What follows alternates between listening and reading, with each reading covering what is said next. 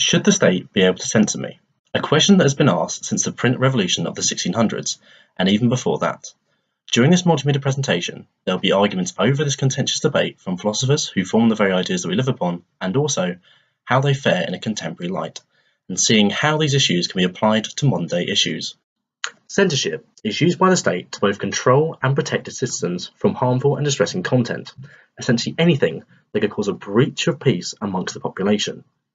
The role of censorship has changed over time, from the Obscene Publications Act of 1857, which sought to prohibit the sale of material that could deprave and corrupt those minds who would allow such immoral content, to a more modern-day concern in the Racial and Religious Hatred Act of 2006, which makes it a criminal offence to incite hatred onto a person based on their race or their religion.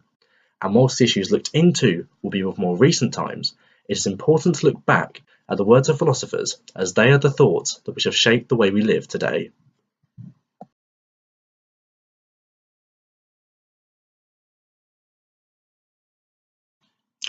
The first key thing to look into on this debate of censorship is English philosopher John Milton.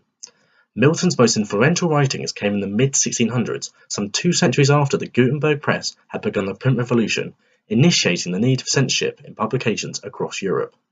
Milton wrote at a time of political unrest during the English Civil War.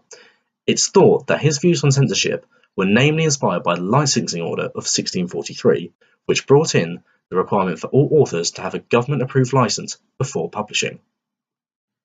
By the time of the 1644 publication of his polemic writing, Areopagitica, Milton had bared witness to the practice of licensing on himself.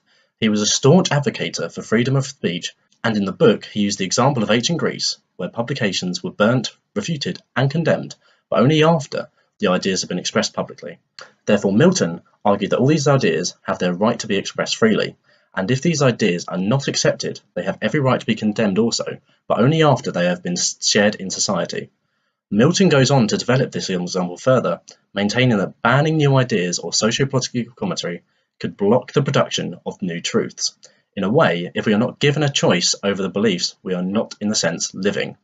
A key quote to look at came in Areopagitica also. It reads, "He who kills man kills a reasonable creature, God's image. But he who destroys a good book kills reason itself, kills the image of God." It is a vital quote to understand Milton's true intentions on the importance of freedom for the press, putting man's ideas above the value of his life. However, even though Milton's ideas do appear to be pro-freedom of speech and pro-free will, he does begin to contradict himself, especially when considering those of the Catholic faith. He argues that as Catholics do not tolerate other beliefs, they have no right to put their own ideas into print. It begs the question of why should it be restricted if it is in fact a truth? And also surely Milton's belief in the truth overriding the lie eventually should allow Catholics to publish, as they eventually will be discredited if they're not true. It shows Milton's potential bias creeping into his work, which does somewhat take away from the core message, which is that everyone has the right to publish and there should be no pre-publication censorship. When applying this to the modern day, it's hard to see Milton's system working. Following the recent Brexit vote and its aftermath, there has been a spike in Islamophobic views and British nationalism. Even with the Racial and Religious Hatred Act of 2006, there is still a lot of abuse online, especially on social media outlets like Facebook and Twitter. This is mainly due to the majority of content being generalised and not aimed at one individual.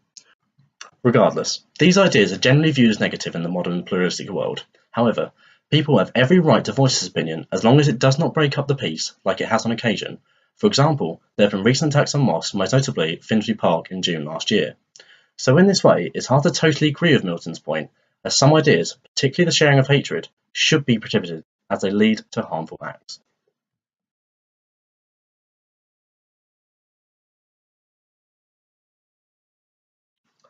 John Locke followed on from Milton's work in the late 17th century. Locke was a leading exclusionist and sought to keep the Roman Catholic Duke of York, James II, from the throne. Locke and others had witnessed the impact of a Catholic king in France who ruled in an absolutist manner. His main issues with this was a fear that Catholic king would bring an overpowering government to England.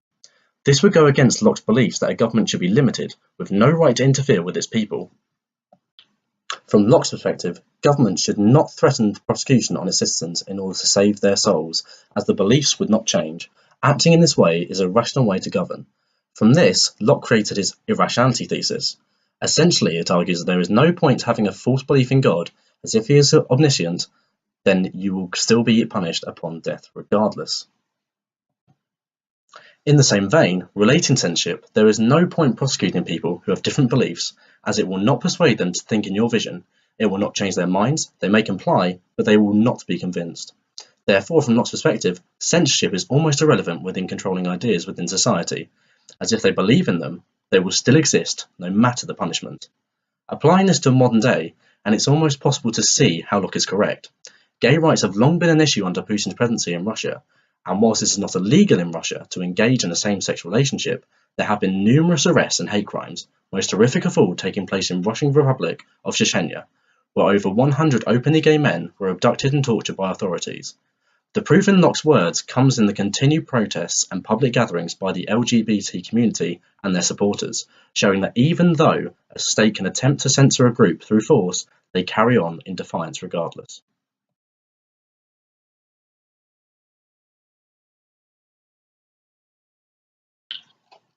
Lastly, John Stuart Mill began his work on liberty some 2 centuries after the likes of Milton and Locke had already put forward their cases on censorship, but their influence on Mill is still evident nonetheless. On Liberty is an extensive work on the legitimacy of power exercised over the people by the state in Western societies. Within it, Mill writes about the harm principle. This idea theorizes that the only purpose for which power can be rightfully exercised over any member of a civilized community against his will is to prevent harm to others. However, there are several issues with applying the harm principle to the modern day. Whilst the theory promotes an individual's happiness through a lack of censorship on actions, it also allows negative repercussions for others. Firstly, actions that harm the body, such as excessive drinking, eating, drug taking, or anything else, allowed under Mill's proposals, cause harm in more than one way in today's society. The first consequence is on the others around you, as friends and family seek to help you through difficult times and health issues that you gained from these activities. It could cause distinct emotional distress, especially with drugs and alcohol. The other cause of harm is the cost. In the UK, it would be a cost on the government and the taxpayer for your selfish acts. This is where it gets tricky to apply Mill's theory, as provision like the NHS was not around in his time. Also, drinking and eating over the abuse of these items is a larger known social issue in the Western society today than it was in the 1800s. Therefore, whilst Mill's ideas might have been a liberal breakthrough in the 1800s, in the modern day, with more dependence on one another instead of acting as individuals, and more awareness for mental health, it's hard to see how harm principles' reasons for less state censorship can be applied and be relevant.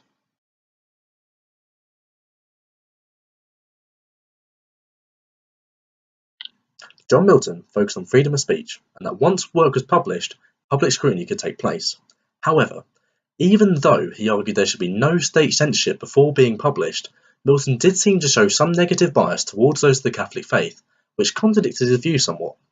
It was also difficult to agree with Milton's theory in a modern context, as it freely allows abuse and hatred to be shared, which would in a modern world have a very negative impact.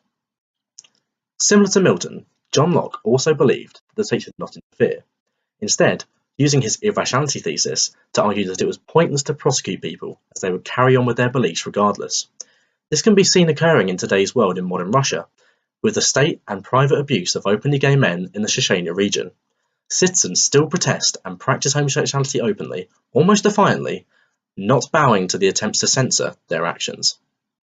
Lastly, there is John Stuart Mill's harm principle, where only the threat of inflicting physical pain on others should convince a state to prohibit an act. Therefore, he's taken a utilitarian approach. However, in the modern day, it's difficult to apply Mill's theory, as we act much more like a collective society with things like the NHS, and there is much more awareness of damages to mental health. Therefore, whilst all the ideas have benefited our rights to free speech and free will, and promoted lower levels of censorship for society, a higher level of censorship would be needed in the modern day, with only Locke's trust in the stubbornness of human endeavour proven to be accurate. Thank you.